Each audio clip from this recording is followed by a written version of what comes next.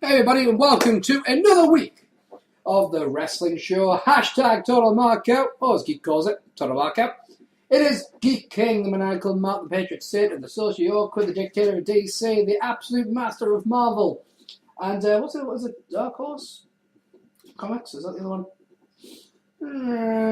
I've already used dictator of DC. I need Director of Dark Horse? Yeah, I can say that. The director of Dark Horse. Oh, the dominator of Dark Horse. What? I don't dominate no horses. You're Dark Horse Comics. I don't know, it sounds wrong. Fine, you're the director. That is very Welsh. Nah. Again, you need to stop with that. Fucking hell. How come it's okay to be racist towards the Welsh? I'm racist towards the Scots and the Irish as well. And French. And Spits. I'm Irish by descent. I buddy you, don't I? You always do. There's frogs. Box heads. The eye You're ties. going to have to do another public apology. Oh, no, that was shouted technically. So. Spicks. Anyway, moving on before you offend everyone, you're all two people that listen. That's Europe. This week, we will be talking about, of course, this week's episode of Raw, the last Raw before the next pay-per-view, WWE Extreme Rules, which we will be covering on this week's show. So, let me quickly do my usual bit. On SmackDown, Daniel Bryan versus Dean Ambrose was an excellent match. Nice. It fucking was. It made me want to watch SmackDown. On Saturday Morning Slam, something happened. On Superstars, something happened. On Main Event, Sin Cara won a match after never been on TV in 6 months. Beat Wade Barrett, become the number one contender for the Intercontinental title. On NXT, Sami Zayn came on, and that was actually a really good episode this week. So, yeah, check that out. On Impact, do you know who I am? Pretty much sums up the entire episode. On Ring of Honor, Steen Kill, Briscoe, homophobia, we'll get onto all that. And on Raw, we started off with... Hang on. Hang on. I wasn't even done finishing the intro to the show. What was No. I was saying, no, this week we'll be recapping what happened on Raw this week, the last Raw before. I know where you're going. I know where you're going. Right. And then we'll also be talking about WrestleManias 24, 25, 26, determining whether or not they were good or bad episodes in the second of last episode of the very special You Got It! And answering your question in fan coda, as well as shooting the shit when it comes to the wrestling business. So, Geek, do you remember how Raw started? Cue the jingle. What jingle? Well, that's what I thought we were going back for. No. We don't have jingles on the show. No, I thought you were bringing them back. No. Like you brought Sexy back. I didn't bring Sexy back. No, that was haircut, no. No, I'm bringing Sexy back. Of course, by the time you get all your people with your hashtag things that you're after, I might have to dress up as Sexy. Brian Maddox, but with long hair. Beefy ref. It'll never happen. You might get just enough for me to say the phrase. Mostly. That's about it. It's been quiet. I know this week's been a bit quiet on that front, but I think they were just being nice to you. Well, maybe I should launch a counter strike on that one. Do it.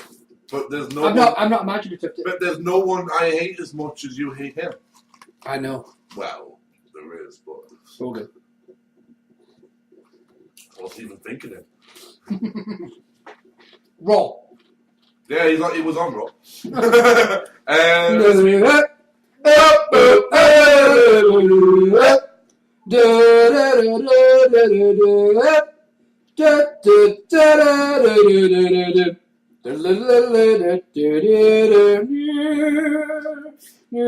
started off with a dance competition.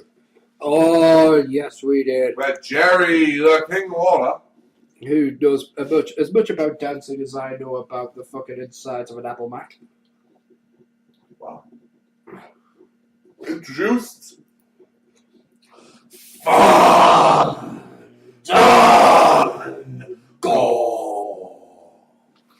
And I believe that Are they actually naming her Summer Rae? Yeah, they are actually calling her Summer Rae. Good. I didn't pick up on that. But to be fair, I was hungover. For me, Jericho wins because he brought We haven't got that far. They get in the ring, and old man Jericho decides to come out. Is that wrong? There's a white vest and trousers, right? It wasn't like he was fucking wearing the fucking, not the string one, you know. Mustard stains. Yeah, the mustard stains. You know, with all the fucking holes in. You know, but he came out with Etta Slawinska. Oh, Boss fell in love. I fell in love. I fell in love. Broke up just so I could fall in love again. It was amazing. Oh my god, everything about Slavenska. When she came out, strutting the legs of hers, round and round she went until she hit the Jericho pose. And Jericho turned around and everyone goes, Jericho, what the fuck are you wearing? Oh god, I want to do a 6-leg tango with her and Stacey Keebler. Yeah, 3 times 2. I know. So to get the whiteboard out. Equals sex. Fuck you. Hey, I made a German joke there. 3 times 2 equals sex. I got it. Yeah, but you was just like, no, just completely oblivious. How dare you? Anyway, so we start off with Summer Rae and Fandango start to dance. Poor Summer, she trips and she hurts her ankle. Yeah, immediately I was looking at this going, Settle. no, silly enough. This just proves how sometimes I'm not on the ball. However, it was like, oh, she's okay. You know why it was? It was a fucking pretty face with long legs. I know. I'm a sucker for a pretty face and long legs. I just hope she's a sucker for dick. Alright, Austin. Calm down. Sorry. We'll get onto that whole Aries fucking incident. And you'll have your rant against the fans who supported him. So it'll be a rant. Oh, yes, I know. That's what I said. We can get onto that. But needless to say, Summer Rae is injured and Fandango fucking goes ape shit on her. Fucking screams in her face and all this to the point where your lover, I can't pronounce her name, the brunette. Edith Slavinska. Yeah, that's why it helped me. She comes along and helps out and tries to make sure it's alright. Jericho comes over and makes sure she's alright. And then fucking Fandango attacks. Takes a piece of the fucking, which I never thought I'd say this in my life as a wrestling fan. Takes a piece of the hardwood dance floor. Mm-hmm. Sorry. Let's be correct. The hardwood dance. This is dance, dear. Floor. And smacks Jericho in the fucking head with it. And then gets in the ring. Looks at Summer. And little Miss Rae jumps up and down. She gets up, jumps up and down, smiles to prove she never was injured at all. Literally leans over. Chris Jericho picked up the mic and said, "Please want to tell you this. I'm not injured." No, instead what she did was her and Fandango did his pose that them two do, with the leg up. And he got in deep. I mean, at that point, I was thinking, is he balls deep in her? I mean, and then he started throwing his hips, I was going to say, that's his ball.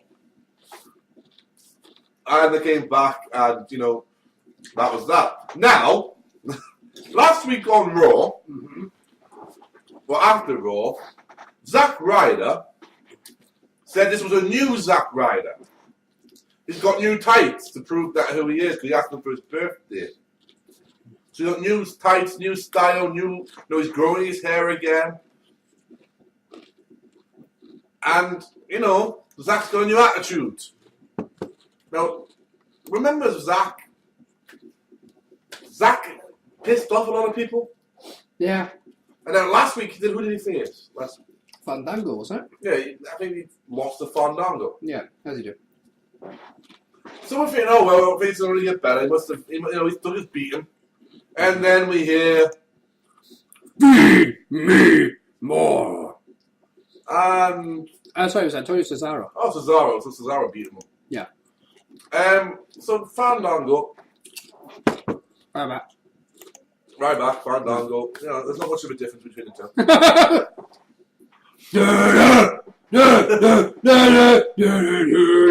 Feed me morphine. Feed me. And I promise you, Cena, no one pirouettes better than Ryback. Ryback rules the dance floor. Better on the dance floor, right? Ryback comes out, and before someone had finished typing a sentence on Tumblr, some of this guy actually put it on there. He wrote a fucking sentence about how, you know, Zach's gonna go, I wonder how long it's gonna go. Before he even finished this sentence, the bell had gone for the second fucking bell. Wow. Basically, Zach got his ass kicked. Yeah. And, yeah. But up next, you know who it was. Hashtag millions of dollars. Millions of dollars. Those boys that bring noise to Slayer. Titus O'Neil. The young. The prime time players. Millions of dollars. Millions of dollars. Millions of dollars. And if you're wondering why that sounded off, was because A, I kind of forgot halfway through what I used to say, and B, I had to take a really big breath for some reason because I suddenly had no air in my lungs. Maybe because we're eating food and drinking at the same time. Possibly. Yes. So I apologise for that being fucked. And that you have to really hold back the Kobe Bryant joke. But well, just like Kobe Bryant in a Colorado hotel, I'm unstoppable. They were up against the Tongues of Funk, which was the Funkasaurus. And Sweet Tea! And obviously, as you can imagine, the primetime players won! On Raw. They won! Funky. I was dancing in my fucking chair. I was like, yes! To be fair, they won quite viciously. Yeah. They took an afro pick to the fucking throat. I was just like, oh my god. I was just like, they win! They pick up a win! I'm just happy! A tag team with talent and they're winning! Oh my god. However, up next it was the United States champion Kofi Kingston versus the intellectual savior of the masses, who this week will not be singing. The Lord of Literacy. The Lord of Literacy, I like that. The Shah of Culture. The Duke of Decency. Damien Sandow, who promises that your reign as United States champion will be short. Yeah. You're welcome. You know why? Why? This week on Extreme Rules, he goes 1-on-1 for the United States Championship. It is Kofi Kingston versus Dean Ambrose. I can only hope. United States champion Kofi Kingston picked up the wing. The wing? He picked up the wing and then he hit. You racist. You fucking racist. Oh, hang on a second. You see a black guy, oh man, you think it's chicken wings. No, I think because he was flying. So fuck you. Because Jamaican, so what? Anyway. I know, but it's the joke, isn't it? Mark Henry was in the ring. And Justin Roberts was stupidly in the ring. I don't know why Justin Roberts does this to himself. It wasn't Justin. Was that just Roberts? Josh. Oh, it's Josh Matthews, sorry. I keep getting the two mixed up because they're both stupid and should have been fired a long time ago. No, Josh is a good guy. I don't like Justin's a Josh annoys the shit out of me. He's actually, but he's a good guy. Fucking Josh is a good guy. Justin Roberts is a fucking cunt. Well, yeah, there was that incident with the fucking kids. Kids, yeah. Where he was like, oh, kids. Become ill, don't touch them in the fucking head. Look, I didn't do it, you fucking little git. But anyway, so Josh Matthews was in the ring, and basically, Mark Henry is explaining to people exactly how one This is what I do! has a bull rope match. That's what I do! And they had to draw a tear from my eye, because they decided, along with this, to show a clip of when JBL, John Bradshaw Layfield, faced Eddie Guerrero in a bull rope match. In a fucking bloody bull rope match. And it's like, and even JBL went quiet. Because when you went back to the show, he was just there, kind of staring off into space. It was like, dude, man, did you have to? Yeah, it kills JBL. It really does. But anyway, so Mark Henry's like, this is what I do. But I don't see... No. What? It's what I do! He says, I don't see why we should win at Extreme Rules. He calls out Sheamus. And Sheamus comes out and busy pussies out. At which point Mark Henry's saying, well, you're a coward? Come fight me. And Sheamus is like, you know what? You saw me into it. Sheamus starts coming down. Sheamus is about to get in the ring, but tease it. Steps out and says, you know what? I came down before and put I put something under the ring, and then he pulls out his own strap. You know, not strap on. Be careful here. He pulls out his own strap, and immediately I'm thinking... Because he proceeded to put it on. At this point, I'm thinking, wow, it's clairvoyant much. Then, of course, you just must have grabbed the script. You know, that fucking metagaming. I hate when they do that. And then they both get into a fucking strap match and just sort of beating the shit out of each other. I can't quite remember how that ended because at that point I think I went to take a piss. I think one of the straps split in half. Just before the next match, though, we have a what I like to call the weekly piss the fuck off a boss. Yes, because it makes no sense grammatically that, so also that will piss you off as well. Because out came Teddy Long and Matt Striker. Mm-hmm. Teddy is acknowledging that, unfortunately, we, the people, that was we, not weed, the joke is old, it was old 6 months ago. Yes, I know, he was only arrested 2 months ago. That tells you how old it is! Jack Swagger is responsible for us not getting to see our World Heavyweight Champion in the next pay-per-view. Which pissed off a friend of mine on Tumblr because, well, he bought tickets to go pretty much purely to see Dolph Ziggler defend his title. He's 6 rows back as well, so that was kind of pissing him off. Because of a concussion caused by Jack, Dolph Ziggler will not be able to defend his championship. Now, they show the initial part happening Monday night at Raw during the beating. Then they show what actually happened and caused the concussion. Was Jack mis-hitting a kick. The kick was supposed to hit the chest. He essentially punted him in the face. It was supposed to hit him in the chest, and Dolph had told him to kick him as hard as he can in the chest. However, everything was misproportioned. So when he went up there, he was one stride too short. Yeah. Because everything was moved out in the wrong position. Yeah. And Jack kicks him in the fucking head. Now, Randy Orton used to kick people in the head and cause people concussions. Whether they were real or not, it makes no difference. Then got a concussion himself and said, I'm not kicking anyone in the head anymore. Yeah. That tells you how bad a kick in the head is. Yeah. Needless to say, Dolph still stole the show via Twitter all night long. And the announcement was that at the pay-per-view, it will be We the People, Jack Swagger, accompanied by Zeb Coulter, and accompanied by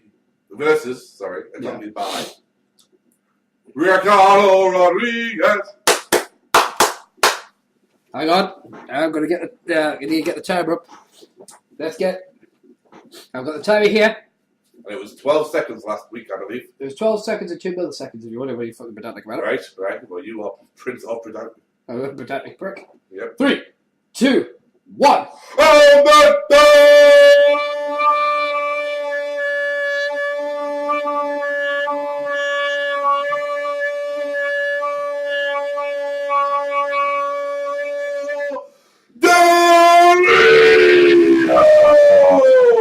I think you may have just said it there. Timer on the screen. That would be awesome if we could actually see the screen. Yay! Oh, fuck. Watch out, delete is appropriate. I love it that these people are going to know what the fuck that means. Just delete is appropriate. Yeah. No. Yeah. In a I Quit match. Great. Now, I have 2 problems with this. Yep. One, it's Alberto versus Jack Swagger. Again. I get it that they're already in a match, whatever. But, yeah, great. The matches were good, but I don't want to see any more of them. And 2, why change the match time? You've already made a ladder match, right? Why not change the fucking thing at the top to be a contract? or a briefcase or something that symbolizes a contract. Why change the match type? Alberto chose the fucking match type. Yeah. It's not like Ziggler chose it that benefits him. This just makes it a boring fucking match because I Quit matches are generally boring. Yeah. Okay? But my problem is... Well, your problem is... Teddy, your problem is who said it. Teddy Long says that Vicky Guerrero gave me permission to make this decision. Now, if he had said, and if he has said this, and I'm wrong about this, fair play. If he had said that he's given me permission to announce this on Raw specifically, that's one thing. Now, Booker T's away because he's been having elbow surgery. Because you might remember, if you watched last week's show, I was asking, why is Booker T off TV? Where the fuck is Booker? Yeah. Apparently he's been having elbow surgery. Cool, great. Where the fuck is Booker, Uncle Fucker? But the idea of that Teddy Long is getting permission from Vicky Guerrero to make decisions doesn't seem to make sense. Because now, as you were saying, well, obviously, Booker T comes back and he's saying, Vicky doesn't give orders around here either, you should have been asking me. Yeah, and for the last few months, well, really since the beginning of it, Booker's been getting undermined a lot by Teddy. I mean, look at the whole Big Show thing. Big Show came to thank Booker for making a tag team match, but instead thanks Teddy because Teddy was the one who said it should be a tag team match. And it's that little things like that, you know? And when Booker looks at him, he goes, hold on, Billy, and walks out the room, just ignoring him. So it's going to build to something where probably one of them is going to leave and no one fucking Teddy Long will be Booker T. But my issue, if I'm supposed to feel like this, fair play. As I said to you before we did the show, I said, if it comes down that this is what it is, I'm supposed to feel like this, job well done. But if there's no payoff for this, I'm going to be here going, where? You are smart! I'm going to be here going, where was my fucking payoff? Because if this doesn't lead to that, then my question is, who's Vicky Guerrero be saying anything? I mean, I've already lived through this sort of thing. The one that comes to mind for me, I lived through, fucking 8 months of build-up for WrestleMania 27 for us not to see a Stone Cold Stunner on fucking Michael Cole. Did we not get a stunner? No. Josh got one for reversing the decision. Booker got one. I think the King escaped without one. I think Jack got one. But no, fucking Michael Cole walked out scot-free. Jerry beats him, but then it's a fucking 1, 2, 3 reversal, and fucking Michael Cole walks out as a fucking winner. Why did the decision get reversed? Because they pushed him. He laid his hands on the ref. competitor. Anyway. Fucking hornswoggle. So, yeah. Get away from that. Up next, as I told you... in continuation of that, out came We the People, I thought I said about it. Out came We the People with Zeb Coulter, who was cultinating people in his subconscious fashion. He wanted people to be more precocious. He did, because he was cultination. Yeah, he was cultinating. If you want to know what that means, do send and ask. I will explain it. If you don't, just like it. And said that Dolph should be stripped. Alberto should be kicked out the match. There should be a match. And Jack Swagger, the only real American in professional wrestling, which I really do love, but they keep saying that, should be rewarded the title for injuring him. Well, this did not sit well with AJ. And trust me, AJ sits well anyway. Who comes out with Big E, that we friend spent with Big E. And they say, no, so let me get it straight, you're going to reward the person who injures her boyfriend. That's something you just don't do. They just say, Tay Long says, actually, no. And Big E says, nothing's going to happen or something. And we get that ain't going to happen. Yeah. At which point we get to there's going to be a match between Big E and either Zeb Coulter's Jack Swagger or Ricardo Rodriguez's Alberto Del Rio. What do you mean, one of them? Who is it? At which point he says, we're going to let the fans decide. Yay! Raw Interactive! Raw Interactive! We get interactive! Those who have downloaded the WWE app, and you know what you heard then? Fuck! I haven't got no Wi-Fi! Pass me my fucking phone, someone! I was like, wait. It's like, we get interactive, like we're supposed to have every Raw. Wait a minute. When was the last time we had interactive? Oh, they were pushing this TV. This TV makes no fucking sense if we go on a fucking tangent for a minute. Yeah. Because the idea is, they're showing things that happen while the wrestling's happening. That's confusing as fuck. Now, I'm going to watch it this week. And I have the app. And don't get me wrong, I like the Raw Active app. Right?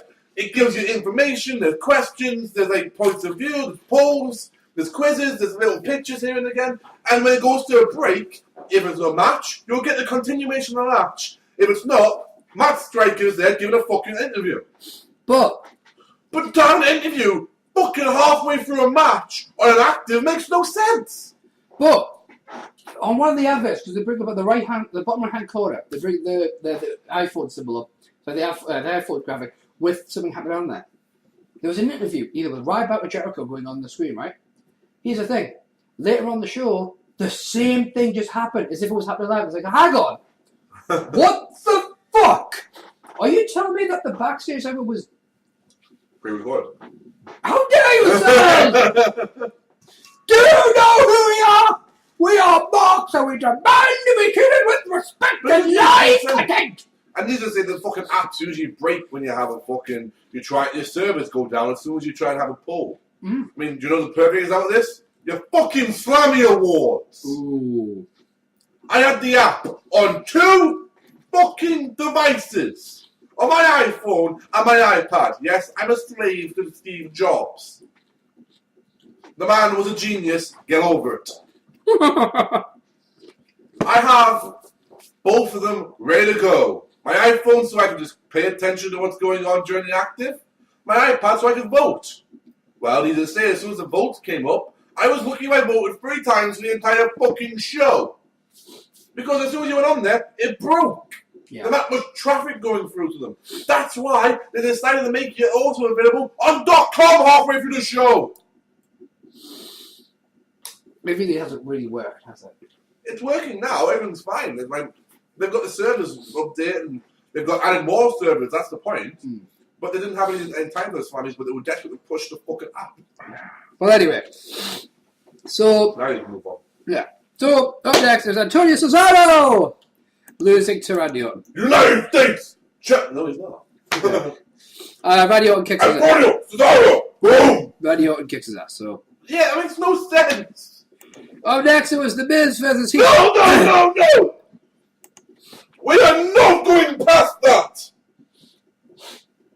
There's this fucking sword. You can't attack. Randy Orton, I think I fucking could. You would try. Fuck the steroid cunt. No, I meant he's in America right now. At that point, fuck him. No. You build Antonio up. You get rid of the fucking yodeling and make it last week, him saying, I put the second W in WWE. For those who are confused, the second W stands for wrestling. Yes, that is right. You are watching a wrestling show. And what happens? He goes on to the main event, has a pretty decent match with Randy Orton. You go to Raw, he has a match against Randy Orton and loses. Well, that killed that push, because he's now been labelled as boring. According to sources, which take with a fucking pinch of salt, Yeah. according to sources, Antonio Cesaro has been labelled by management as boring and not worth the hype. But, Hype? Yeah. Fucking hype? You didn't hype him up! You brought him in as a former rugby player, even though Claudio Castagnoli, yes, I'm going to break the fucking fourth wall here. Never played rugby in his life and admits it on the Art of Wrestling and Alexander's new love interest. He was going to go fucking far with that story, mate. Oh, yeah. In a fucking country, your main audience is America. A country that doesn't give a fuck about rugby. Uh-huh. And you're going to make... And Switzerland haven't got a fucking rugby team either. That's why they had to say he played in France. Yeah. And then you're going to build him up as a love interest to Oksana and then make no bones about it when he kicked her to the side. There was no retaliation feud. There was fucking nothing. And then you stick him as yodeling because you've got nothing else to do, and that's what Swiss people do is yodel. And now he's in the fucking Swiss army by the looks of it. Next he'll be coming out with a fucking clock on one hand and some chocolate in the other. Mm. Yeah. This Vincent man is completely out of touch with reality at this point. Fucking boring. The man can wrestle. Put him in there with Daniel Bryan. I am begging you, putting him there with a member of the Shield to go one-on-one, because 2/3 of them could give him an outstanding match that would steal any show, and the other fucking third, Roman, no offense, but used to could have a fucking powerhouse clinic. If not that, just do us all a favour, either make him and his manager or make him the fourth member of Shield. Or, if you're really finding boring, here's a little thing you did with Mark Henry. Send him down to fucking developmental NXT. You can still keep him on fucking TV. And you know what you can do? You can have him team up with Cassius. Oh no. That's never happened before. You can be original. You can even call them the Kings of Wrestling. Fucking Mark and wanking arseholes. All I can try to face. That's what the fuck happened. I never will, no. But it worked so well for Miz.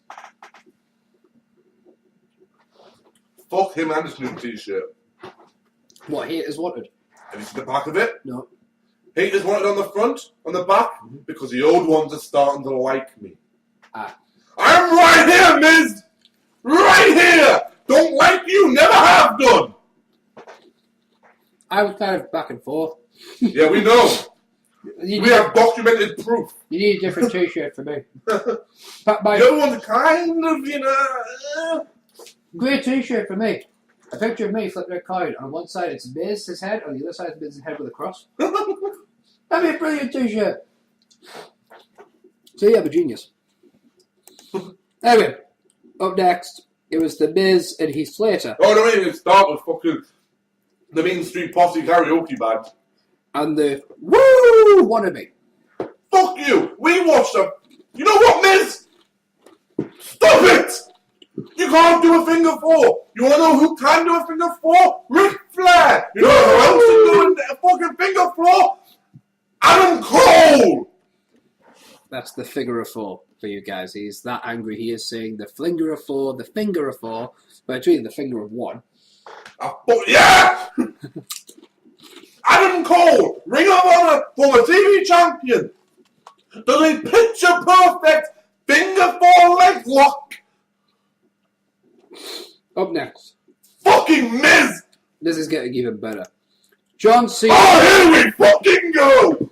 John Cena and Team Hell No versus The Shield. Oh, so we can take out Kane, and then we can take out fucking Brian, but when it comes to Superman, we've run out of kryptonite.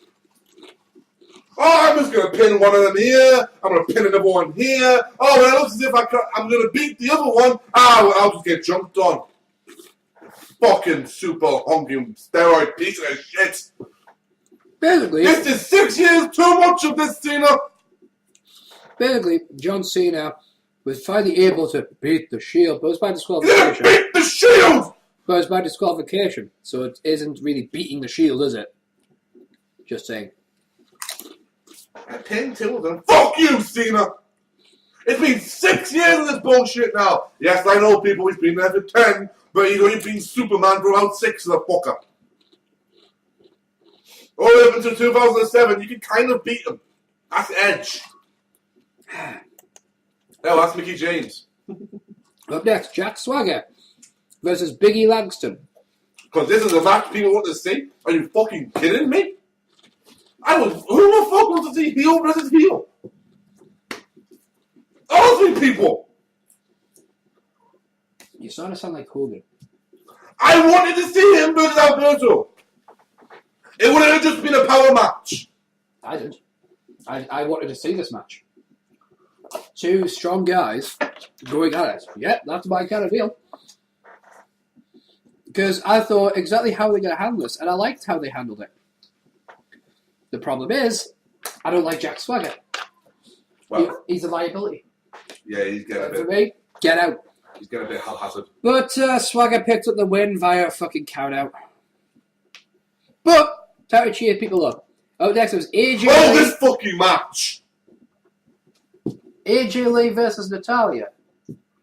This was an excellent match! But you know what was wrong with it? Commentary? Yes! We spent the entire match focused on a fucking documentary series. Who cares that the Bellas have a documentary series? If it ain't the Playboy channel, don't come calling me up about it. Who cares? No offense to you, Kim and dear, but your secret admirer is staying in the same room with me. Hey.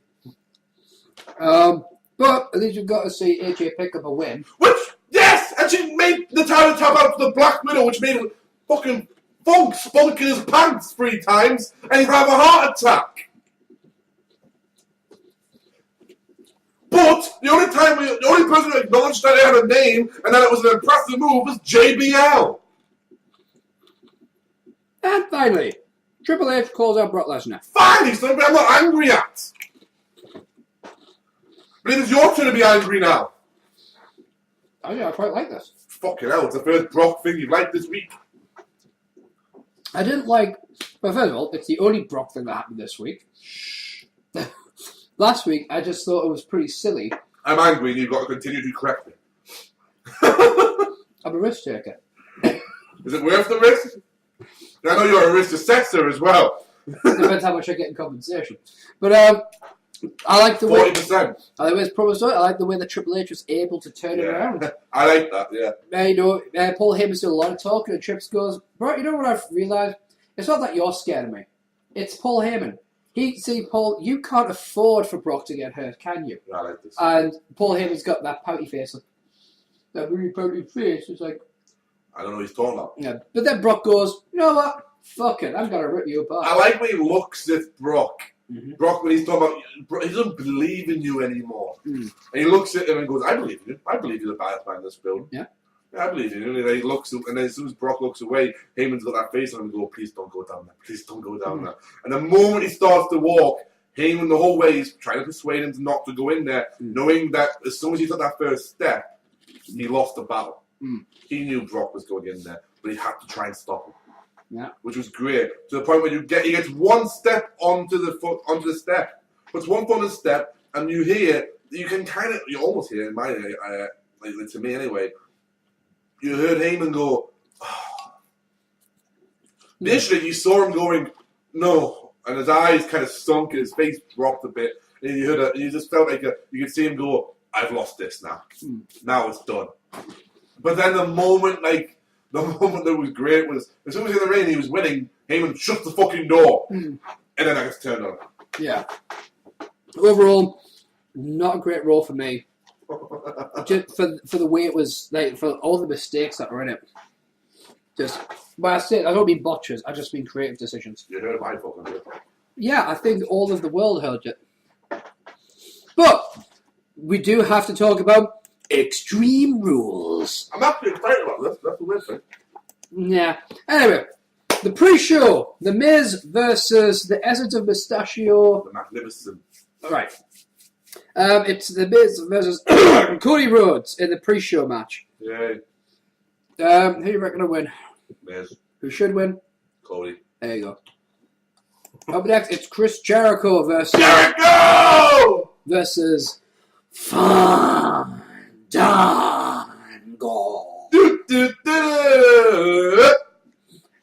But I don't actually know what kind of match that happened. I don't think there is a match type yet. Yeah, watch it. Oh yeah, watch it just be SmackDown don't name a fucking match type. Probably. I'm just looking at the article. Nothing in the... Or maybe they're going to be the Ultimate Extreme match, a singles match. the Extreme Rules match. Randy Orton versus The Big Show. We didn't do who thinks there. Jericho, Fandango. Oh, who will win? Fandango. Sorry, Jericho. Who should win? In my eyes, Fandango. Okay. Randy Orton, Big Show, the Extreme Rules match. Yay! Who will win? Randy. Who should win? Big Show. Who cares? Big Show. Randy Orton. This feud is just like, really? Australian Viper. I don't know if I really give two flying fucks about this feud. I don't. They went the wrong way with it. It's like, you know what? It just... Can You know we move what's on? funny? What? They had no way out of WrestleMania with the turn of Big Show again without making it boring. We'd already seen Big Show versus Sheamus. Mm-hmm. We'd already seen Randy versus Sheamus. We'd already seen Big Show versus Randy. Just, in a strap match. And I'm really upset that's a Yappa Pie match. Yappa Pie. What? Hulk Hogan had a classic match with Yappa Pie. Yeah. Come on, we want that match back. Yappa Pie! Yappa Pie! Yappa Pie! I want that back as much as Monster Truck Sumo matches. It's Sheamus versus Mark Henry. Who should win? Mark should win. Who do you want to win? Or who do I want? Or Yeah. who should? Yeah, they're two separate questions, mate. Who should win? Is the first one I asked. Or who should? Well, Yeah. Mark should. And who do you want to win? Mark. And who will win? Sheamus. You changed the questions up on me. I didn't change the questions at all. You did, because you haven't been asking me who I want to win. You've been asking me who should win. Yeah, I said who should win. Who do you want to win? I've been asking the teams to ask you two questions. Yeah. Each person! No, you haven't. You asked, the first two was who will and who should. Fine. My apologies. I'll go burn myself later on. Good! Cockbite. I've got the gasoline right here. Hey, Dud. Time brew. It's the same, to be honest, sometimes. How dare you! Tag Team Championships. Yay! A match I'm actually looking forward to. Yes, versus Roman Reigns and Seth Rollins. Seth Rollins and Dean Ambrose. Seth Rollins and... We can't remember which one! It's Reigns. Yeah, they finally settled on Roman Reigns and Seth Rollins.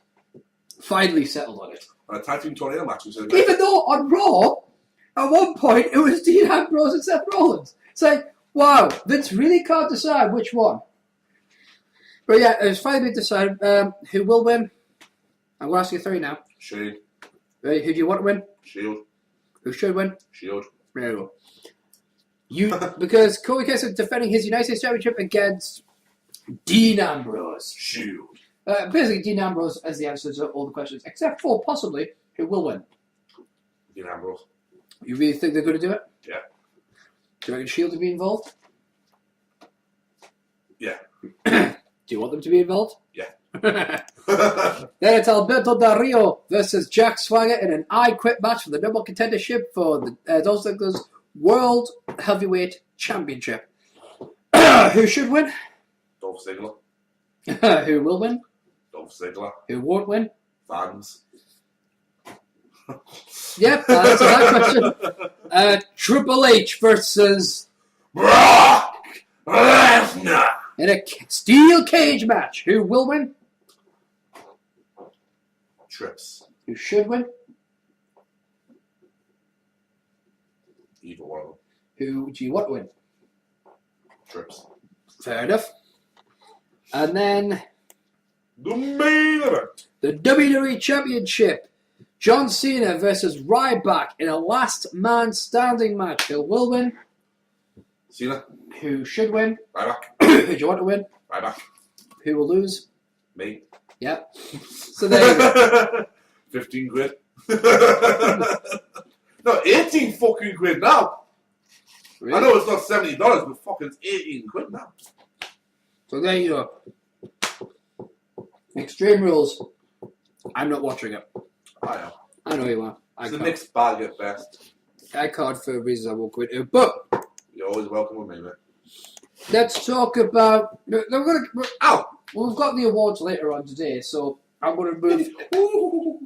I'm going to move away from the rumors and news. Let's talk about WrestleMania. You remember a while ago, you gotta get that. Ask Geek King. What's your neck, will you? I think which were the better WrestleManias? The first 14 or the second 14? So WrestleMania's one 14. I mean, we can already tell you which ones are, but we've got to finish this off. Or 15 to 28. So this week we're talking about WrestleManias 24, 25, and 26.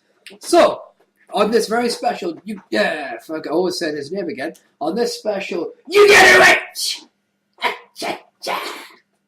We are first going to be kicking off WrestleMania 24, which took place in Orlando, Florida, in the Citrus Bowl. What's wrong? Do you not like this WrestleMania? You don't like it? Okay, but anyway. There's a match. Yeah. Okay, well, let's start with the matches. It was a pre-show. Kane was in a big battle royale to determine the number one contendership for the ECW Championship, and the match that will take place later on that evening. Kane won by last eliminating Mark Henry in a pre-show battle royale, 6 minutes and 50 seconds. That featured Elijah Burke, Lance Cade, Juice, Domino, Tommy Dreamer, Jim Duggan, Festus, the Great Khali, Hardcore, how'd you like me now? We don't. Jesse, the Brian Kendrick, Kofi Kingston, Runners, Shannon Moore, Trevor Murdoch, Jamie Nalbo, Chuck Palumbo, Cody Rhodes, Snitsky, Steven Richards. He'll show you. You'll see. Mm-hmm. Hello, ladies. Val Venus and the redneck cowboy from Asia, Jerry Wang. Yeah. And it was a decent enough pay-per-view, actually. First match, John Bradshaw Layfield versus Finn. Bum, bum, bum, bum, Bum, bum, bum, bum,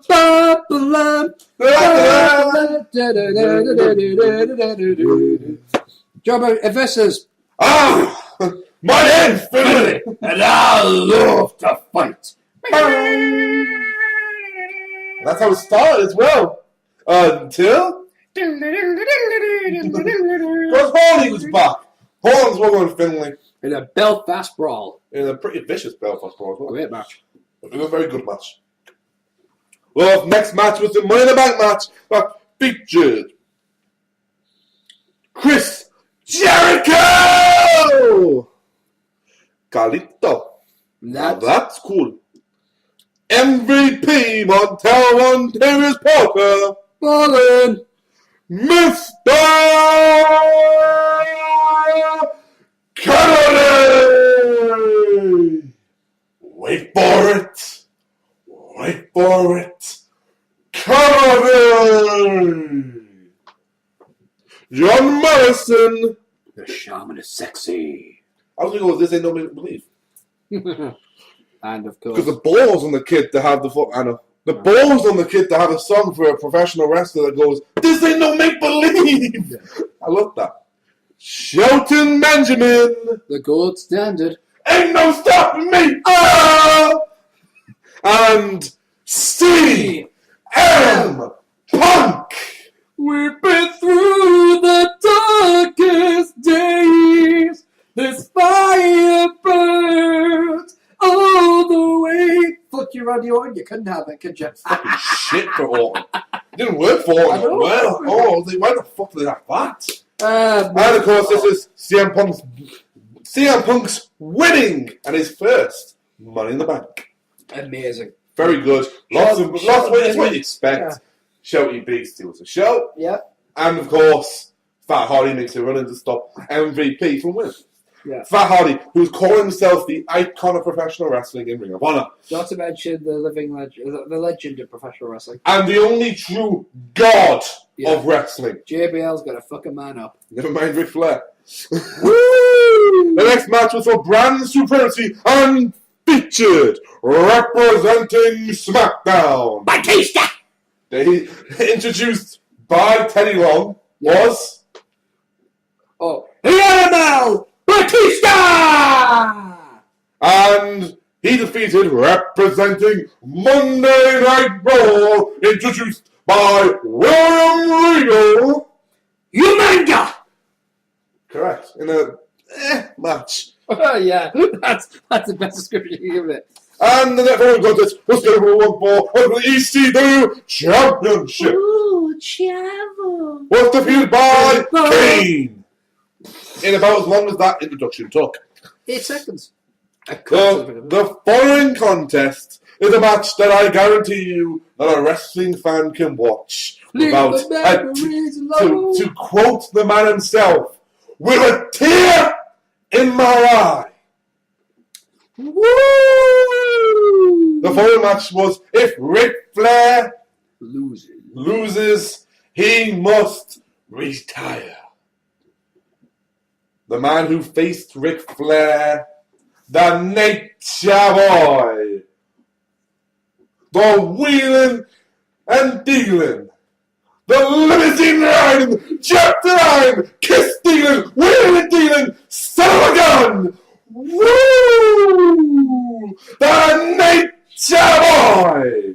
To be the man, you have to beat the man! And his game plan for that night was to be the man. Woo! It was, of course, Ric Flair versus Mr. Wrestlemania, the showstopper, the icon, the main event, the Heartbreak Kid, Shawn Michaels. And I think I just give Boss goosebumps with them introductions. And I will continue to try and do the same in a minute. Shawn, of course, has the classic moment where he can't pull the trigger, when he has Sweet Chin Music locked up, but Nature Boy can.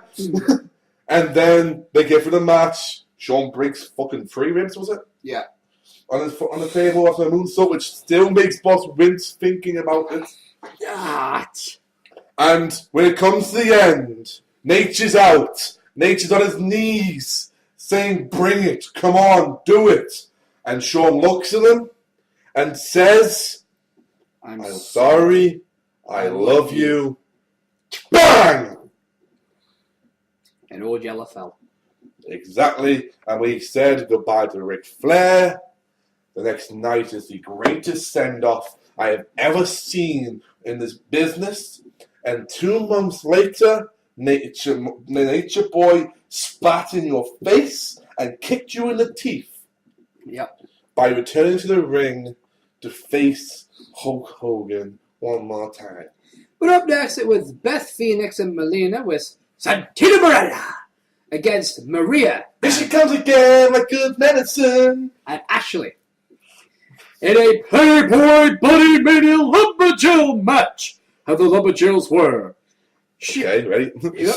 Sherry, Eve Torres, Maurice, Michelle McCool, Victoria, Mickey James, Jillian Hall, Casey Lee Bercho, Kelly Kelly, and Layla. Lots of mamacitas. And of course, the master of ceremonies was Snoop Doggy Dogg.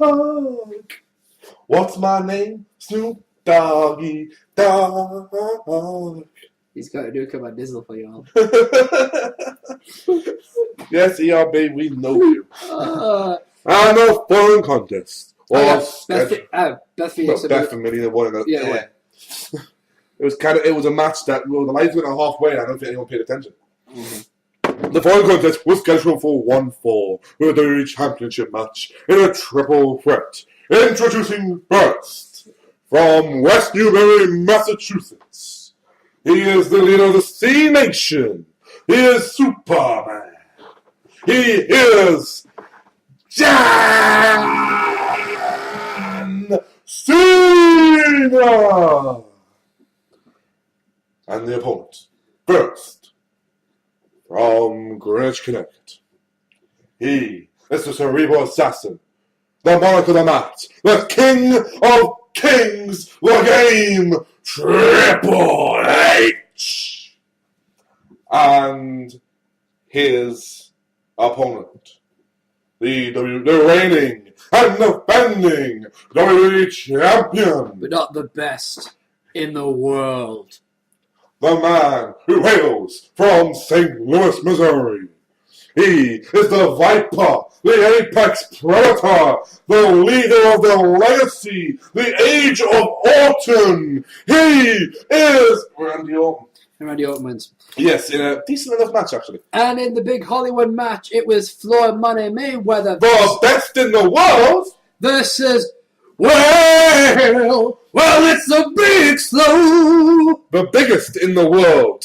And a no disqualification match decided either by knockout or submission. And Big Show gets his ass knocked out. Yeah.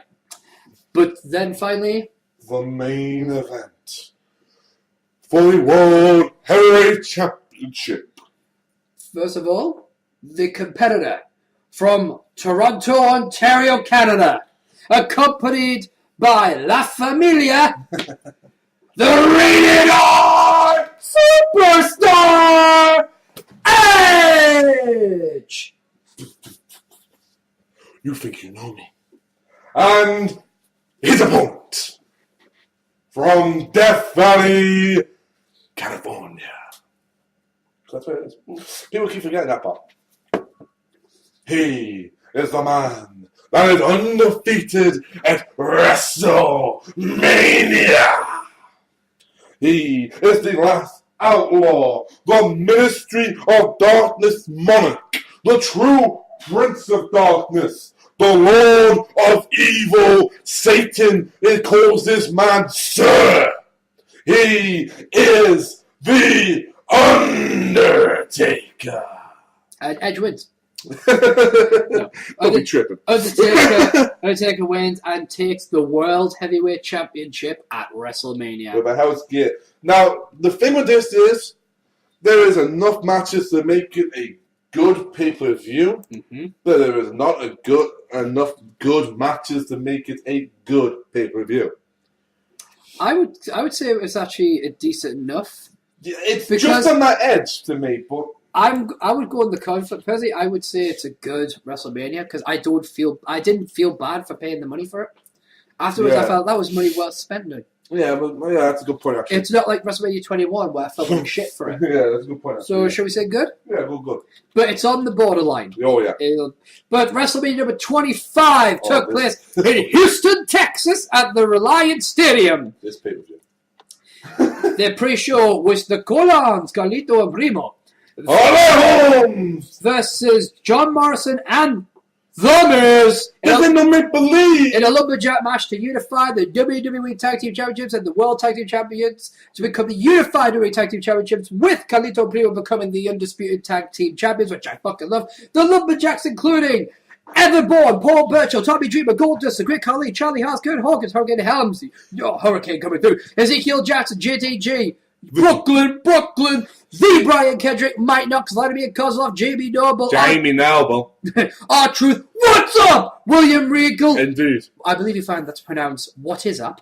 Zack Ryder, whoa, you know it. Chad Gaspard, Brooklyn, Jack Swagger, your knees. Jimmy Wang Yang, I'm just a redneck, and Dolph Ziggler. Hi, I'm Dolph Ziggler. And there was, as I said, Carlito and Primo. So the first match of the actual card, Money in the Bank ladder match. Take it away, Geek. Your competitors are, first, hailing from Belfast, he is Finlay. I just threw a drink all over myself. You're not even fucking drinking.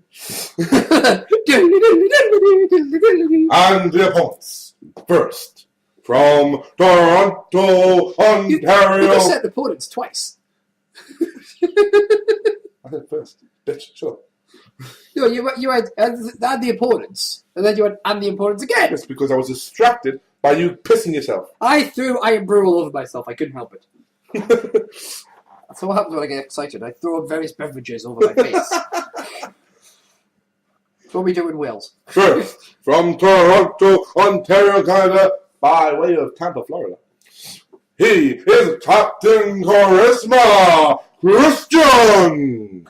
But you announced Finlay first! Yes. How can you announce Christian first? I didn't. I did, and his opponents first. But you His did that opponents. twice! Finlay's opponents first. Shut up. And making his WrestleMania debut from the Isle of Jamaica. You're Jamaica me crazy. Kofi Kingston. SOS. I hear you crying. SOS. I hear you shouting. Speaking of shouting. Yep. Leave.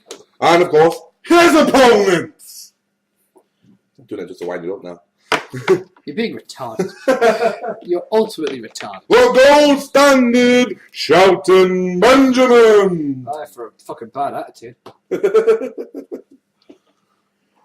The Mr. 305 MVP Montavious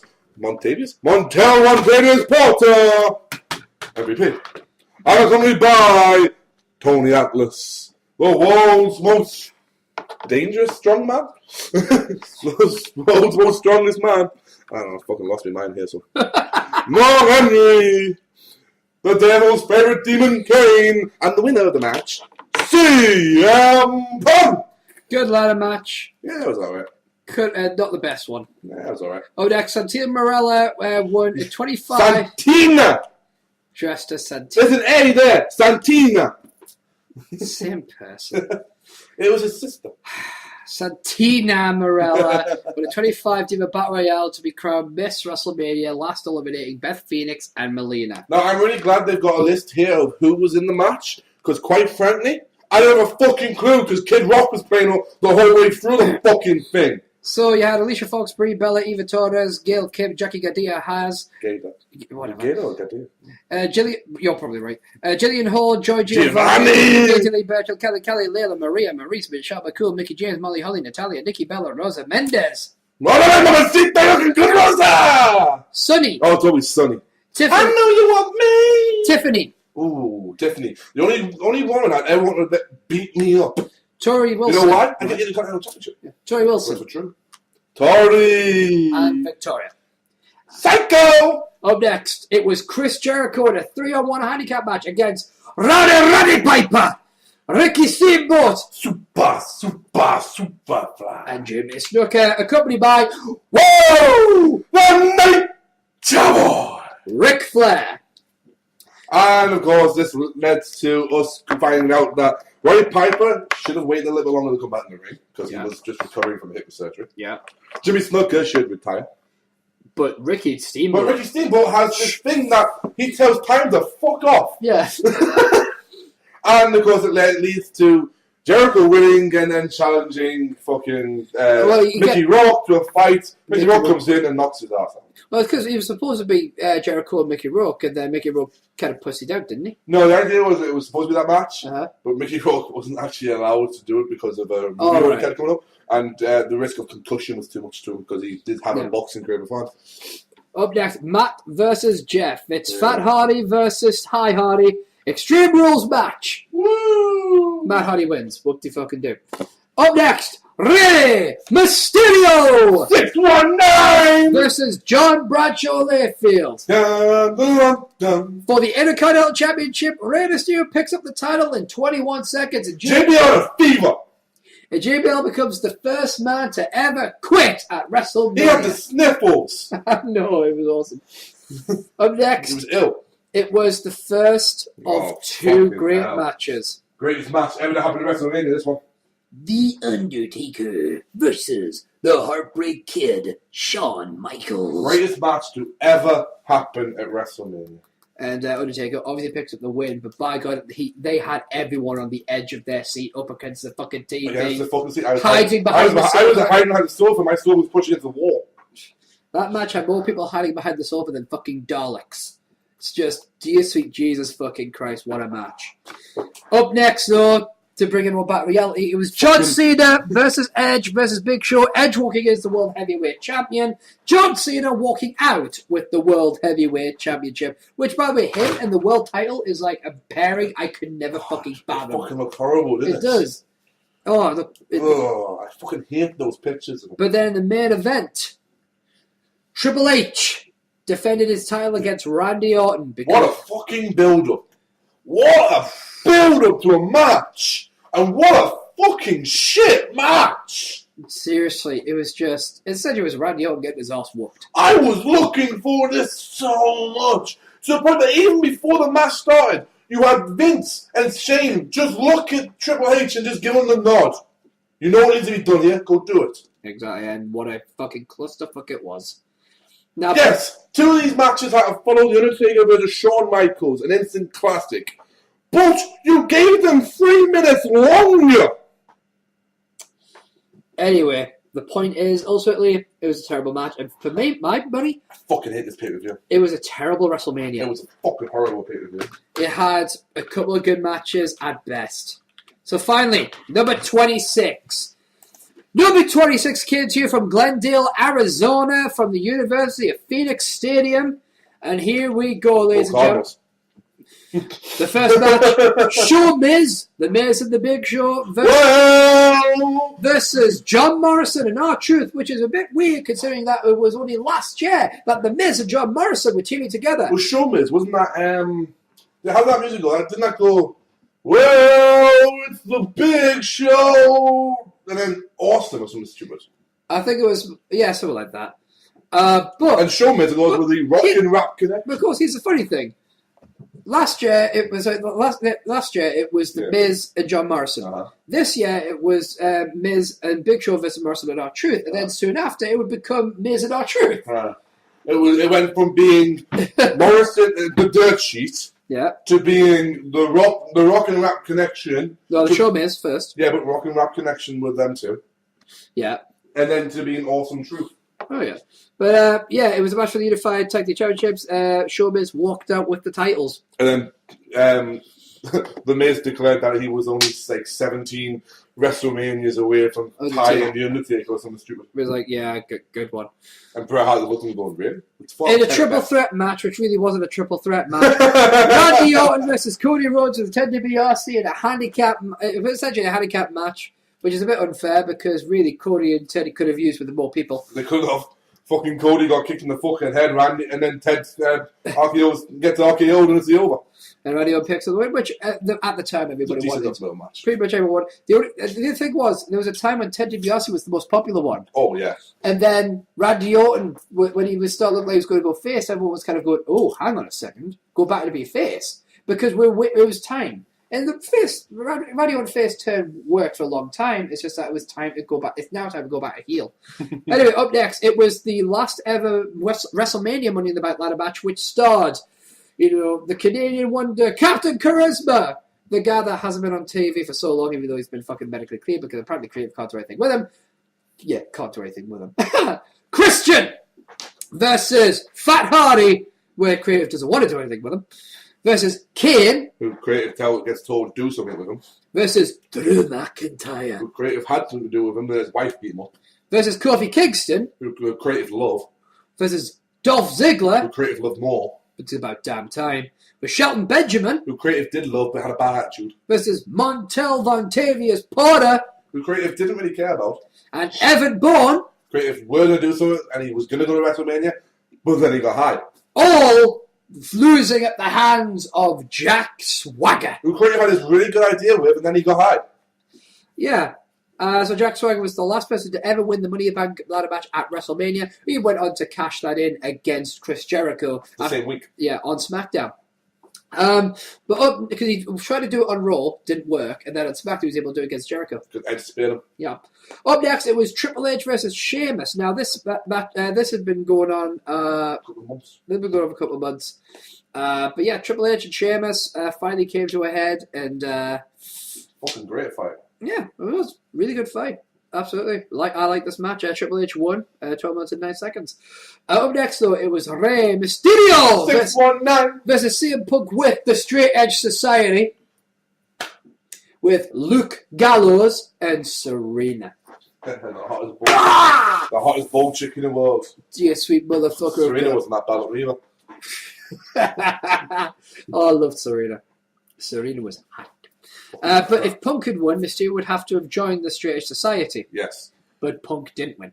No. Rey Mysterio won, which would And he later. was dressed at this one as an avatar. Yeah, of course. On this, what would go on to this would go on until it became Rey Mysterio versus CM Punk, and if Rey Mysterio A won. mask versus hair match. Yeah, if Rey Mysterio won, CM Punk would have to have his head shaved bald. He did get his head shaved bald, then started wearing a mask. Very clever until Big Show removed it later on an episode of Raw, wasn't it? On a ladder. No, it was on. Was it on the pay-per-view? Pay-per-view. I thought it was on Raw.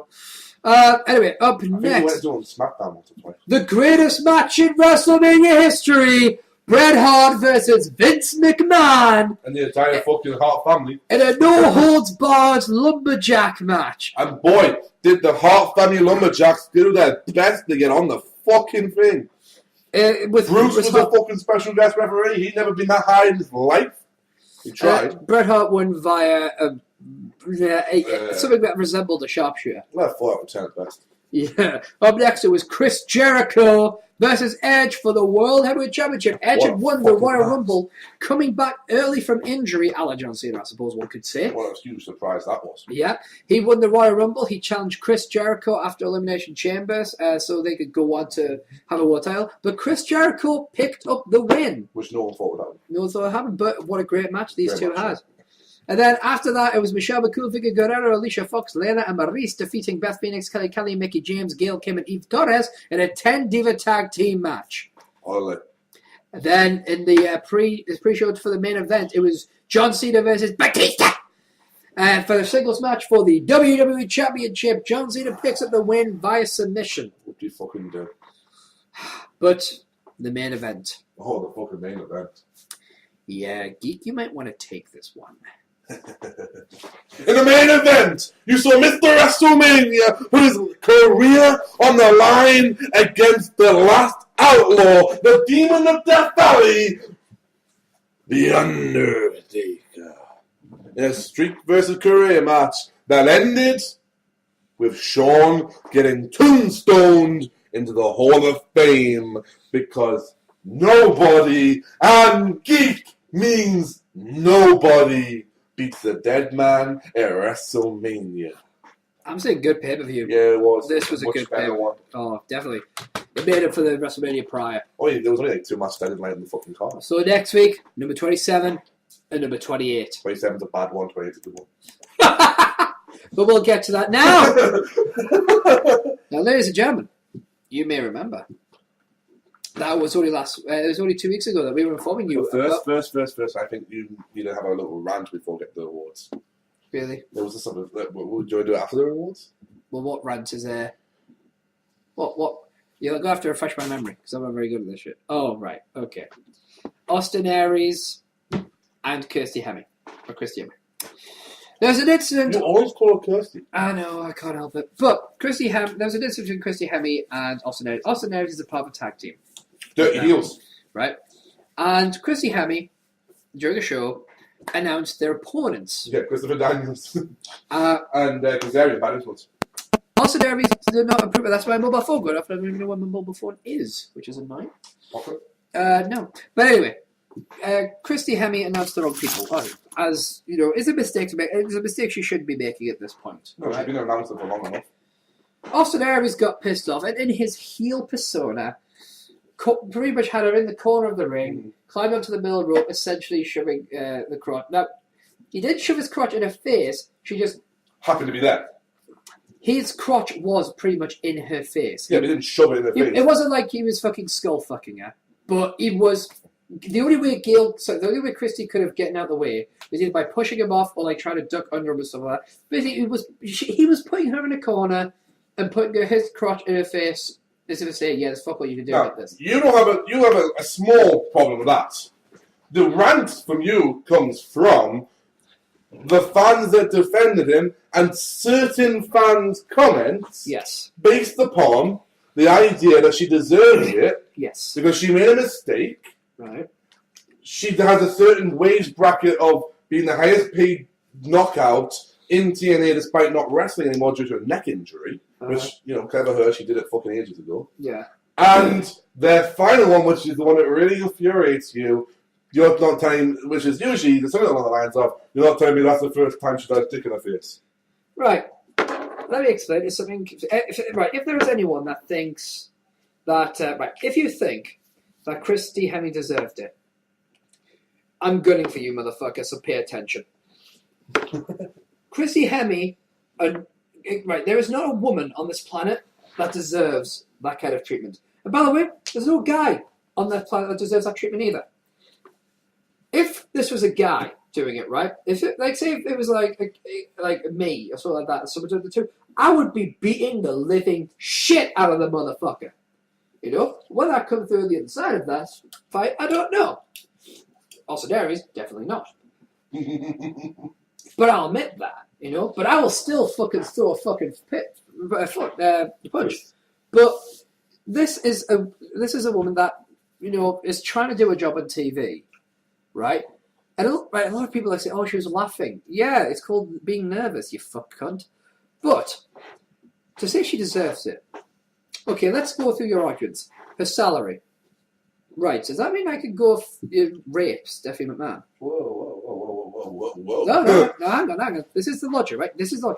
You're saying that doing anything which is inappropriate or sexual like that is perfectly justifiable if the female that you are going against receives a higher wage bracket than other women in the industry. That's your argument. Well, why can't you take it all the way up to that point? Can I just go up to Stephanie McMahon and put my crotch in her face? And just go, you get paid more than me, bitch? Yeah, you don't know what Stephanie's reaction to that is. What? Ripping your balls off. Well, yeah, precisely. But my point is, there's no justification on the silver. Someone makes more money than you. You know what you do? You suck it up and fucking deal with it. Shut up. Right? You deal with the fact that somebody gets paid more. Who gives a shit if she gets paid more than the other knockouts? She got a better contract. That's called business. That's what you do in business. If we had a sponsor, all right, and a sponsor comes up to me and says, "Look, here's the thing. We'll sponsor you, but we won't sponsor Geek for whatever reason." What the fuck? I'll take that fucking deal. Now you fucking would. Because at the end of the day, it's good business. So I'm controversial, and that's what it is. That's why they won't sponsor me. Well, there was that one time you were kicked off the show for over a week. I didn't get kicked off. And we had to do your spot via satellite. I didn't get kicked off the show. I had to be at other places. Yeah. But, yeah, I mean, it's business. She gets paid more. So fucking what? That doesn't justify you putting your fucking crotch in her fucking face. It doesn't work for anyone. Are there better talents than her in the knockouts division? James. Of fucking course. Mickey, but she was showing promise before she got into the neck. But you know what? That's irrelevant. So what about the next one? Oh, well, she's probably had a few cocks in her mouth. Yeah, I fucked a few lasses before I was with my current fiance. Does that mean a couple of asses come over and borrow my dick? Somehow I don't think so.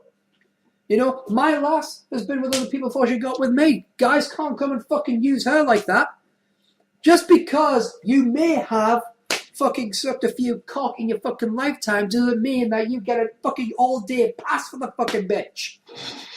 That's not how it works. It's not a case of, well, you sucked his dick, why won't you suck my dick? It's not like that. It's not a fucking share program. It's not like a community cock-sucking thing. You know, I'm sure... Do not put that into Google. I'm sure that exists. I'm sure that exists with some community. I know you talk about characters like Sonny who got passed around more than the village bicycle. I get all that stuff. Right? No, but my point is... That doesn't matter. If you are in the mindset of that, well, she's such to get taken time. It's like she's Ruby Sky. Put this way, I'll shorten this right down to these two simple points. One. If you feel that it's okay to do that to a woman because she's sucked dick in the past, I imagine she has. Well, yeah. She's sucked dick in the past. I don't care if she's blown that entire locker room, right? I really don't. Even if she had. Well, she got right? she wouldn't do someone in the WWE. Or the fact that she's a woman, never come anywhere near me or my future kids. Stay away from me and my future kids. I don't want to know you. All right? And if you are someone that considers me a friend, get the fuck out of my life. Because you are what's wrong with the planet. Okay, can I put it this way? Yeah. You finished with your one? Yeah. In my view on this whole thing, it was something that was done in the spur of the moment, and it's been blown out of proportion. They've done whatever they need to do to satisfy whoever needs to be satisfied. Yeah. Let's move on. Yeah, because there's the other side of this problem, is that the other fans who basically want... Here's the thing, Austin Aries Oh, they want Austin's life. Yeah, Austin Aries was heavily fined, but he did go to Christy Hemme and make an apology to her, which she accepted. And For me, that's close. I know that Austin has continued to say stuff on Twitter and hasn't deleted the tweets that he made. I know that whereas I know that the tweets where she said she felt uncomfortable have been put onto her, that was on her Twitter, has been deleted. Here's the difference between Christie's Twitter and Austin's Twitter. Austin uses it as purely another means to get heat. He has said this. It's like Carlito. It's like Masters. They don't use it for anything other than to promote them and to get their character across. But the problem you have is with the extreme side of the other side of that scale. Because I'm with you on that one as well. I have a real problem with people go right ahead. People who are asking for Austin's fucking life and his livelihood mainly. Get the fuck over it, homie. He's been punished. He's been punished. And What? Get rid of this incident. What's the worst thing he's ever done in TNA? Has he done anything in TNA worthy of firing him? No. Without this incident? No. He's done. Austin's a bit hard to handle backstage, but other than that, he's not done anything fucking wrong. Precisely. Skadoosh. He's paid a heavy fine. Fucking deal with it. That's it. It's done. It's over. Yeah. But anyway. Now, we get on to more positive things. Finally, after all the build-up, after all the suspense and waiting, we can finally reveal the 2013 Total Knockout Slammy Award winners! Okay. Be a bit more loose, sir. I can't remember which ones we picked as winners. No, but what I'll do is, I'll announce the nominees again. We'll go through each and every single one of them. So, the first thing we're going to go through were the fan-voted ones. Right. Okay? So, the first of the fan-voted awards was the worst match of the year. Oh, dear God. Now, some people voted for certain awards and not other ones. Okay. So I had some people we had some people vote just for certain awards. This one got the second most number of votes. Oh, that's cool. And they were all very definite about this. So your runners-up were The Miz versus Rey Mysterio, SummerSlam 2012. Wow. John Laurinaitis versus John Cena over the limit. Yep. Wow. And The Rock versus John Cena at WrestleMania 29. I'm not really surprised with the winner here then. So your winner of a worst match of the year is Santino Marella versus Ricardo Rodriguez in the tuxedo match at No Way Out 2012. No real surprise there, but that's how it works. So the next fan voted one was Best Match of the Year. This was a draw up until last night. Really? So your runners up. Okay. Big Show versus Sheamus in the Hell in a Cell. CM Punk versus Daniel Bryan over the limit 2012. I thought that might have won it. Tied up until last night. Chris Jericho versus Dolph Ziggler, SummerSlam 2012. And your winner for Best Match of the Year, Undertaker versus CM Punk, WrestleMania 29. You should call it the Undertaker WrestleMania Award. And then the third of the fan-voted awards, Best Title Change of the Year Award. Of course, we had Superstar here as well, remember? Yeah, I didn't say the last one. You did? No, I didn't. You just did. No, I said the next one. I thought you said the last. No, I think I was about to, though. I am that stupid, just not stupider than that. Our runners-up. This was a clear-cut winner. Antonio Cesaro defeating Santino Marella for the United States Championship at SummerSlam. Okay. Wade Barrett defeating Kofi Kingston for the Intercontinental title on Raw, New Year's Eve episode. And Alberto Del Rio defeating the Big Show for the World Heavyweight Championship on SmackDown. Therefore, your winner and best title change of the year, Big Show defeating Sheamus for the world title at Hell in a Cell. Wow, I didn't think that would win, actually. Yeah. Now, I will save the superstar for near last. Okay. And we will look at some From the top. the other words. So, we begin with the sexiest diva of the year. What about? Yeah. So, your nominees for the sexiest diva of the year: Paige, Stephanie McMahon, and Caitlin. Therefore, your winner and the sexiest diva of the year goes to AJ Lee. Damn! now. Which is what we're renaming the award, by the way. Exactly. Our next award, Pwnage of the Year. The Poundage. moment that someone puts someone the best. You just got pwned, bitch. The nominees are The Shield beating the Super Team at Elimination Chamber 2013. Triple H to Brock Lesnar. Are you gonna fight or just sit there and bleed?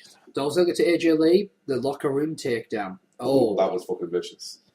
JBL regarding the 3MB. Do you think they have a chance at the Royal Rumble? No! Therefore, your winner. And the Pwnage of the Year goes to CM Punk to The Rock. Your arms are too short to box with God. Congratulations to CM Punk. 2 times in a row. Up next, the Fuck You Award. The moment that made you shout Fuck you! to the WWE. Your nominees are Antonio Cesaro not being booked to WrestleMania 29. Foley versus Punk turned to Foley versus Ziggler. The Rock becomes WWE Champion? And your winner for the Fuck You Award goes to John Cena winning the Royal Rumble. Who writes this shit? Our next award is for the Berry Machine Award. Now, this is not necessarily a bad thing. This is who were the best or the biggest berriers. Our nominees are Sheamus, Randy Orton, Big E Langston, Antonio Cesaro, and the winner of the Berry Machine Award goes to Shield, Dean Ambrose, Seth Rollins, and Roman Reigns. Shield. Believe. Shield! Up next is the You Suck Award. I can't stand that guy. Fucking hate this guy. So, your nominees are John Cena, Brad Maddox, Zack Ryder, and your winner of the You Suck Award goes to Randy Orton. Up next is the Seller of the Year Award. Which superstar sold the best Dolph and Ziggler. what was the best-selling moment? Dolph Ziggler. So, the nominees are Sheamus, the Big Show running knockout punch Boom! to sell. AJ Lee for the Caitlyn Spear SmackDown March 29th. And Dolph Ziggler, the Brodus Clay headbutt on Raw after WrestleMania 28. What's that ramp? Yeah. But your winner of the Seller of the Year Award obviously goes to Dolph Ziggler for the GTS on SmackDown May 10th, 2012. So congratulations, Dolph Ziggler. There was never a doubt. That was vicious. It made It it look. was. It looked like you got shot in the head. But up next is Botch of the Year. What superstar or what moment was so fucking botched that we just have to award it? Sin Cara! The nominees are Ryback for not being able to pick up Tensai on Raw. Despite them on SmackDown before. John Cena spot shouting at WrestleMania 29. And Sin Cara for the TLC Asai DDT incident. Lands on his own head. And the winner of Botch of the Year obviously goes to The SmackDown Money in the Bank. It's a combined effort. That match was just dangerous and hurt too many people. The what the fuck? award, where we ask, why did they do that? This is basically the award for a moment which just defies all logic and reason. Our nominees are the WWE creative team, splitting up Team Rhodes Scholars just to put them back together again. WWE.com announcing that Alberto Del Rio wins the world title on SmackDown 2 days before it aired. Titus O'Neil for Floyd Pancake Patterson. And your winner of the What the Fuck award goes to WWE creative team. Team Foley versus Team Punk turns to Team Foley versus Team Ziggler? Up Because that next. made sense. Now, our two biggest awards. and we will go with the fan voted first. You guys have been voting for months, and finally I can reveal the winner. This year's Total Markout Superstar of the Year, the People's Champion of 2013, goes to the best in the world, CM Punk. Thank God. Last year was Kane, now CM Punk joins Kane as a fellow People's Champion. So CM Punk was right. He is the best in the world. So finally, it all comes down to the Total Markout moment of the year. What moment between the Raw immediately following WrestleMania 28 all the way up to WrestleMania 29 made us personally mark out the most? Now these were nominated by ourselves. These are our, this is and our the mascot. Yeah, this one is our personal award. This is the one we choose. As the Superstar award is yours, this one's ours. So the nominees, the runners up, definitely, because they're all winners in their own right. Yeah. But the runners up to this award were Diamond Dallas Page returns on Raw. Bang! Chris Jericho returns at the Royal Rumble. And finally, the return of Paul Heyman. And therefore, the winner and the biggest markout moment of the year for the Total Markout crew goes to Survivor Series 2012. Ambrose, Rollins, Reigns, Shield debuts. Congratulations to the Shield for winning, and I mean that moment has shocked the landscape of the WWE. Since. I remember sitting there going, "What? Because I knew Roman and I knew Seth and instantly recognized them, but I didn't recognize Dean straight away. And I'm going, fucking Seth Rollins. That's Seth Rollins. Holy shit! That's Roman Reigns. Holy shit! Dean Ambrose." Therefore, the last thing we have is the Total Markout Hall of Legends. Dun, dun, dun, Now, you might remember this is the Total Markout Hall of Fame. Here, obviously, WWE has their Hall of Fame. TNA pretends that they have one. And we can tell, if you just to remind you, the class of 2012, as nominated, so basically you had Bruno Sammartino, who was inducted. You had Eddie Guerrero. Olale, viva la raza! And Mick Foley. Bye-bye. All three are, of course, now, since last year, all of them are WWE. Got there first. Hall of Famers, with Eddie Guerrero getting in there first, obviously. Yeah, but we got there first. We did. So this year's inductees. On behalf of Mini Funkzilla, the saint of professional wrestling, Diamond Dallas Page. Congratulations to Diamond Dallas Page there. Geek King, your nominee, the person you are inducting into the Hall of Legends class of 2013 is... Ooh, yeah! Did it! The Macho Man, Randy Savage. Ooh, I'm on a danger zone, yeah. And my inductee this year for the Total Markout Hall of Legends 2013 is... Vince McMahon Sr. For without him, there would not be what we have today. Think about it. This man, not only was this man such a genius that he left the NWA to form his own, to keep his own company and form his own world champion, he was still invited back for the NWA secret meetings. It's just insane. But yes, so our Hall of Legends now are Bruno Sammartino, Eddie Guerrero, Mick Foley, Diamond Dallas Page, the Macho Man, Randy Savage, and Vince McMahon Sr. What a lineup of stars that is, man. What a lineup. Now, there you have it. That's the awards and the Hall of Legends. Now, we know we were a little bit late to get it up and we were a little late to get it sorted out, but at the end of the day, it still happened. We've done it, and we're going on to do it next year. Now, We talked a bit about everything today. We talked about a bit about a lot of things. We have. But we still have a question. We have one question from Fan Connor. Yes. Oh dear. Now, maybe just allow me to. Yes, of I'm course. going to bring it up.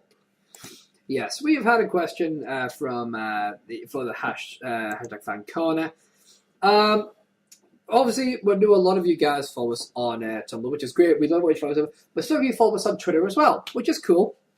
But because a lot of you guys follow us on Twitter, we've had one viewer send in a question regards to a bit of a personal situation. This man is Scott from Hudson, New York, who asked, I don't know if you guys will read this out. Well, it's a possibility. I don't know, maybe. But I'm wondering if hashtag boss, it's just boss now, is okay. He's been posting some scary tweets recently. Has the whole Eric thing got further or something? Right. This will be in relation to tweets that were posted on Tuesday and to some extent Wednesday this week. Generally, you've been alright since then. Yeah, because I've had company. Exactly. I'm not going to talk about it on the show, but I will say if you want the lowdown of everything that's going on, get yourselves over to my DeviantArt account where there is a blog about it all. That's SteveJones313.deviantart.com. There will be a link in the description of the video on YouTube or in the captions of the video on Tumblr. It'll be also included on the Facebook post as well. If you want to know what's going on, click there. But Scott, if you've sent in, you've asked about me. I'm very thankful that you've asked about me. I'm fine. I'm as fine as I can be. I'm not great. That's really what we can say at the minute. This has nothing to do with the whole Eric situation. We can say that much. Yeah, but other than that, it's nothing to worry about. I'm about 49% out of 100 on the good to bad scale at the moment. It's that kind of a thing. But we're getting there. We're getting there, and hopefully by the time I leave this afternoon, he'll be out 53. Yeah, but at the end of the day, mate, it's we all have real lives. We all have real personal lives, and they take a hit. But we don't bring them onto this. This is the thing, with the whole Eric thing. That was about this show, and that was about. That was about this show and everything. We're all part of this. The stuff that's going on right now, nothing to do with Just Me. Me and Just Me have barely spoken since last week. We have talked on Twitter. People can say everything that was said between me and Just Me on Twitter. This has got nothing to do with that whatsoever. No. We thank you for your concern. Yeah, absolutely, Scott. Like I said, get yourself over to DeviantArt if you want to read the blog. That has pretty much everything that I'm going to explain about it. However, on a slightly more, positive note for you, not so much for me. Not for me. Geek and Funk have been asking for your guys' help on a quest of theirs. This isn't fair though, because these are all old fucking questions. Yeah, you see. This week, people have fucking read your Twitter and seen your fucking Tumblr posts and felt bad for you. Not one person has sent in a fucking boss loves Bricky. Right. Basically, Geek has been asking you all to send in messages to our Ask via Twitter, via Tumblr, via Facebook. Come on, we only need 6 from the save Team Bricky for the win. Come on! Geek and Funk want you to send to us either via Tumblr, via the Ask, via Twitter, or via our Facebook page, the phrase Boss loves Bricky. Right. If he gets 10... 6 more! 6 more! On the show, I will say... Team Bricky for the win! They're really not! I hate Brad Maddox! But, if you get 20... You will go out to the next meeting dressed as Brad. And if we get 30... You will wear a t-shirt that we've designed, pardon me, that states on it, Team Bricks for the win! Yeah, so all you gotta do is put... Boss loves Bricky! However, I feel it's unfair, because there's nothing on the line for you guys. Nah, it's all good for me. So, I think... Wait, no, that's bad for you, don't think. No, let's just continue how we go. No, I think there should be something involved for you. So here's my thing. If we get 10 people, put the message, Geek loves Hogan, No! you've got to say on the show, Hulk Hogan is the best in the world. I won't do it. You've got to. They get 10, right? If they get 10, yes. If they get 20, you have to do an entire You Gotta Watch about the best Hulk Hogan matches It's fucking hard. and say Hogan's the greatest, the best in the world. But if we get 30, you have to wear a t-shirt designed by Funk, which says Hulkamania will never die. Fucking will.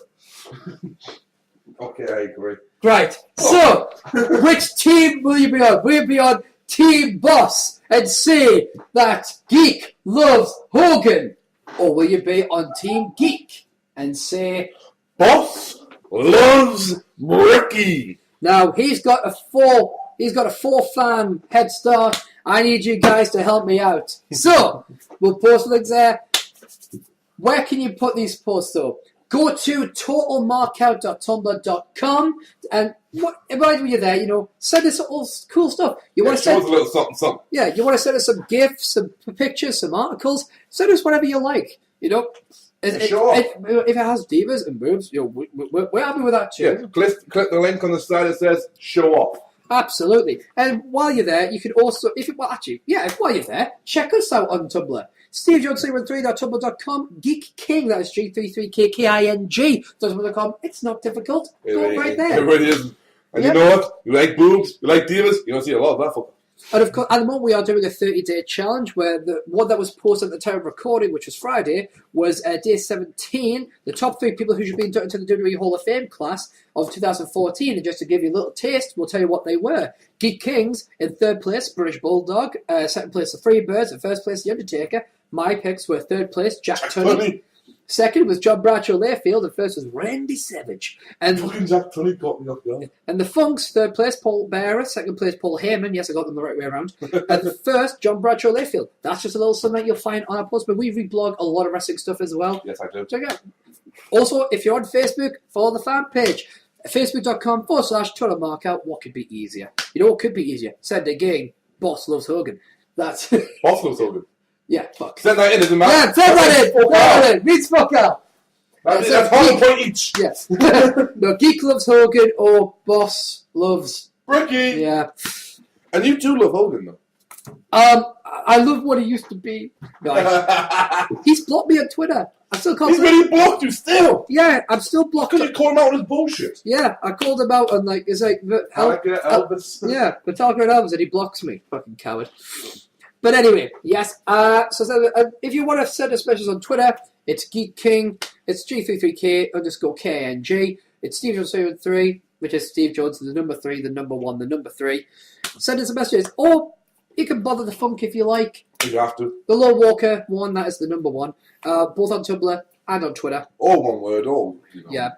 But that is it for this week. Thank you for tuning in for this episode of #Total Markout. We'll be back next week. Now, we haven't the kind of timescale we're looking at for these, team kind of posts. What was saying? 4 weeks. Next, what is Extreme Rules this Sunday? Yeah. Let's say next pay-per-view. Right, so all the way up to the next pay-per-view. Yeah. So let's hope it's not going to be like on the 9th of fucking June. Fucking on, you know what they're like. Actually, I'll check out the WWE.com now to find out what the next pay-per-view. What is the next pay-per-view? I believe it's Over the Limit. WWE pay-per-view calendar, because there you go. WWE tend not to show the fuckers.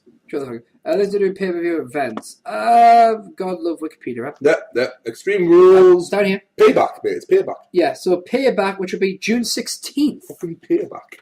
Yeah, so I'll be was Vengeance too violent? 2, 3. That's 4 weeks. So was Vengeance too violent? Yeah. Now, Payback. If we get the 10 posts in that time, that doesn't mean we're going to say it on the show that week. We're trying to get as much as we can. It depends on what the values are. But of course, it could end up that we both have to wear t-shirts we don't want to wear. Pay money we don't have. Yes. But we do this because it's fun. Thank you for tuning in. We will see you next week on the weekly wrestling show. What? I'll leave that out. Don't I? Yeah, I would say the weekly wrestling show. No. You take us out.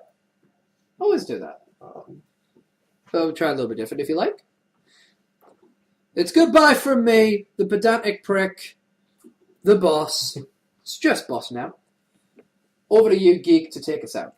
As you just heard, he's the pedantic prick.